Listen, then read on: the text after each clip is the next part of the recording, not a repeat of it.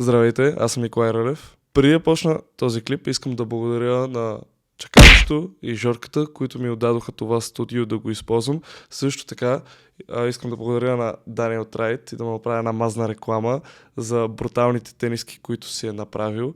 Те са лично негов дизайн, за които ще има линк долу в описанието, също така и за Чакалкаст. Днес в този клип ще говоря за моят експириенс в 3 дни, в които фаствах. Принципно исках да са 5 дни, но когато се премерих на третия ден, забелязах, че съм свалил 5 кг. Аз започнах от 75 кг и си мислех, че ще сваля нещо от сорта на 2-3 кг, но вечерта на третия ден бях 70 и това леко ме стресна, затова от 5 дни реших да го направя 3. Също така, през тези 5 дни само единствено пиех вода с сол. Благодаря също така на Гого от миналия сезон, който ми помогна за да направя фастинга по максимално най-добър начин. Също така искам да кажа, че е много по-трудно да гладуваш в истински живот, колкото вътре в игрите. Защото там знаеш, че нямаш храна, няма кой да ти докара храна и просто се примиряваш и самата ти мисъл е насочена към други неща.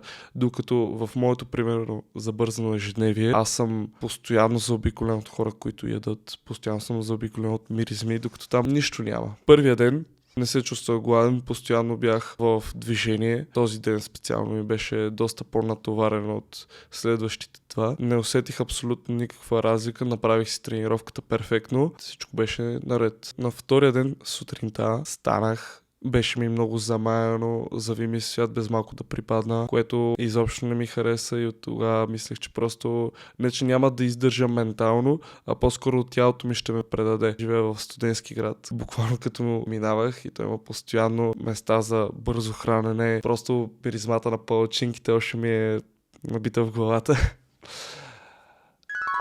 Вечерта на втория ден след тренировката се прибрах. Цялото ми тяло буквално трепереше. Аз не знаех къде се намирах. Идеше ми да се предам тогава, но си казах, че това няма да го направя каквото и да ми струва. Реших просто да заспя, но не можах да спя изобщо. Сигурно до 4-5 сутринта съм се... Сигурно до 4-5 вечерта съм се... 2000 years later. Сигурно до 4-5 сутринта съм се въртял в леглото и на сутринта трябваше да ставам много рано за лекции. Целият ден бях умрял направо.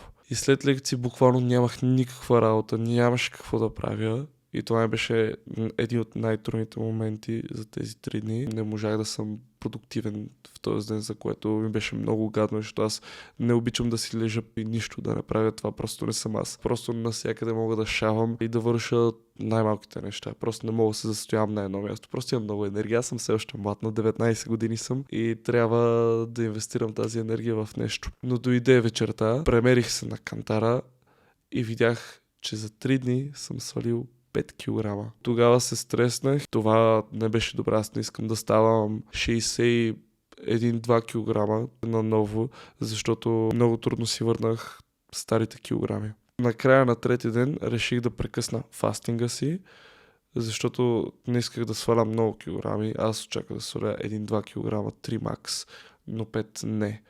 Така че хора, моля ви, преди да фаствате, искам да се консултирате с някой, който вече го е правил. Искам да проверите в интернет как се прави най-добре, преди всичко да си запазите здравето. Също така... Добре сега, знаеш ко? Умръзна ме. Питай се някак си я вкараш емоция, защото някак си много монотонно. Но монотонно ли са? Да. Ама аз така звуча принципно. Да, така е. Много хора избягват монотонното и няма много слушаш. Аз наистина пред камера звуча много монотонно, принципно. Следващите клипове ще се пробвам да са малко по...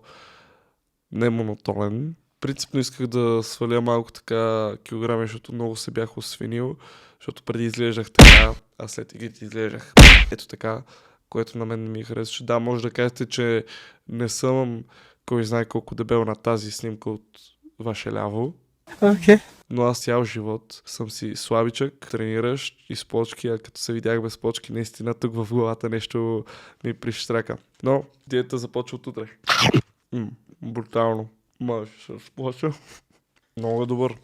Много е добър. Хора, преди да правите фастинг, искам да се консултирате с някой, който го разбира това нещо и го е правил многократно. Или просто отворите някой YouTube клип и да инвестирате малко собственото време, за да научите нещо ново, защото това не си е шега работа.